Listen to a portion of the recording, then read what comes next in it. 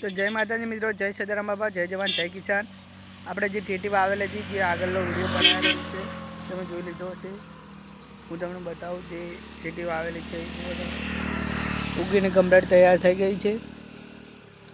લીલા લીલા ડોકા થોડા થોડા દેખાતા હશે, તમે જોઈ શકો છો, પણ હજી મોટી નથી થઈ।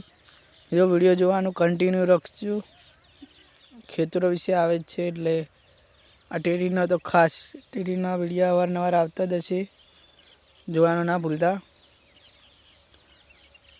મિત્રો। જય જવાન જય કિસાન। તમે જોઈ શકતા હશો ટેટી આવેલી છે અને સાઈડમાં ફૂલ પણ આવે છે એક એક ઓળે,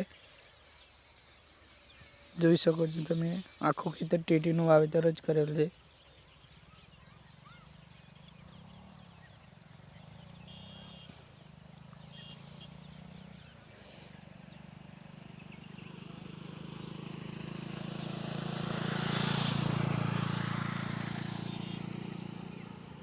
તો મિત્રો ટેટીનું વાવેતર કોણે કોણે કરેલ છે કમેન્ટ બોક્સમાં જરૂરથી બતાવજો।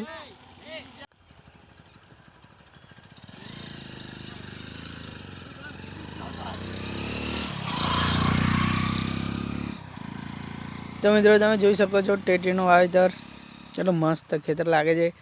અને વિડીયો જોવાનું ના ભૂલતા, ટેટી વિશે આવશે જ વિડીયો, અને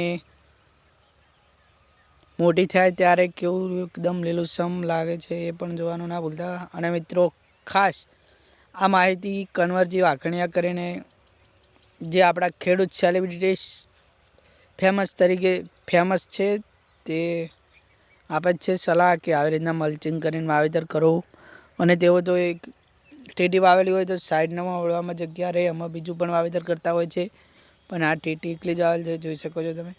તો મિત્રો કન્વરજી વાઘણિયા જે ખેડૂતોને સલાહ આપે છે, એ સલાહ પ્રમાણે કોણ કોણ ખેતી કરે છે તે કમેન્ટ બોક્સમાં જરૂરથી બતાવજો મિત્રો। અને એમનું માર્ગદર્શન એકદમ ખૂબ જ સરસ હોય છે, અને તેઓ દવા વિશે પણ સારી માહિતી આપતા હોય છે। તેમને ખેડૂતોને મતલબ સદારામ એગ્રો કરીને એગ્રો છે તેમને, અને તેઓ સારી દવાઓ વાપરવાનો પણ સલાહ આપતા હોય છે મિત્રો। તેમના એગ્રોથી કોને કોને કોઈ પણ બિયારણ અથવા દવા લાવેલી છે તે કમેન્ટ બોક્સમાં જરૂરથી બતાવજો। અને આ ખાસ કે ટેટી જેમને પણ વાવી હોય અને વાવવાની હોય તે કમેન્ટ બોક્સમાં જરૂરથી બતાવજો।